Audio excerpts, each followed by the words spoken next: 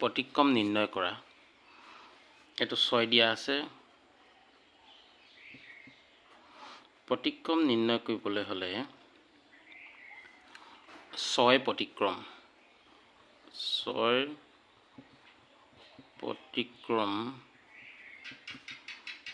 হ'ব 1/6 হ'ব। তাৰমানে আমাৰ প্ৰতিটো সংখ্যাৰ তলতে 1 এটা থাকে। একটো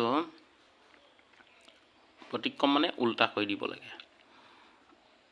গতিকে ইয়াত এটা 1 আছিল, 1টো ওপৰলৈ গুচি গ'ল, 6টো তললৈ আহি গ'ল। আৰু প্ৰতিক্ৰম মানে আৰু এটা কথা আমি জানিব লাগিব। এতিয়া আমি তেনেকৈ বি নম্বৰটো কৰিব ওলাইছোঁ। 1/2 প্ৰতিক্ৰম হ'ব, এইটো 1/2 টো উল্টা কৰি দিলে হ'ব 2/1 = 2। 2টো যিহেতু হৰ হ'লে এইটো নিলিখিলেও হয়, গতিকে 2 হ'ব এইটো। 3 নম্বৰটো আছে 8/17 প্ৰতিক্ৰম হ'ব, এইটো আমাৰ উল্টা কৰি দিব লাগিব। 17টো ওপৰলৈ যাব আৰু 8টো তললৈ আহি যাব। এইটো আছে আমাৰ প্ৰতিক্ৰম। ডি নম্বৰটো আছে 1 প্ৰতিক্ৰম হ'ব, এইটো 1টোৰ তলত যিহেতু 1 এটা থাকে, গতিকে ইয়াক উল্টা কৰিলেও একেই হ'ব, গতিকে 1 প্ৰতিক্ৰম একেই হ'ব। নেক্সট ইটো আছে,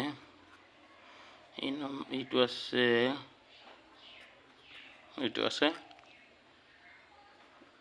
ইয়াৰ প্ৰতিক্ৰম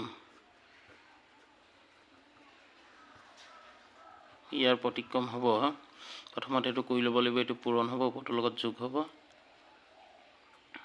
5 5 × 2 = 10, 10 × 3 = 13 হৈ আছে। তো প্ৰতিক্ৰমটো কৰিবলগীয়া হ'লে 5টো ওপৰলৈ যাব, 13টো তললৈ আহিব। সেইটো হৈছে আমাৰ প্ৰতিক্ৰম। আমি সহজ অৰ্থত প্ৰতিক্ৰম মানে বুজিব লাগিব। যেনিবা ধৰি ল'লোঁ 8/8 to 17, ইয়াক এনেকুৱা এটা সংখ্যা প্ৰতিক্ৰম বুলি ক'লে হ'ব যাতে যিকোনো এটা সংখ্যা পূৰণ কৰিলে উত্তৰটো 1 ওলায়। গতিকে 1 ওলাব হ'লে এই সংখ্যাটো আমি উত্তৰ প্ৰতিক্ৰমটো উল্টা হয়। এইটো কাটা গ'লে উত্তৰটো হয় 1। গতিকে এইটো হৈছে প্ৰতিক্ৰমটো। গতিকে আমি ইয়াত উত্তৰটো লিখিছোঁ। নেক্সট আহি গ'ল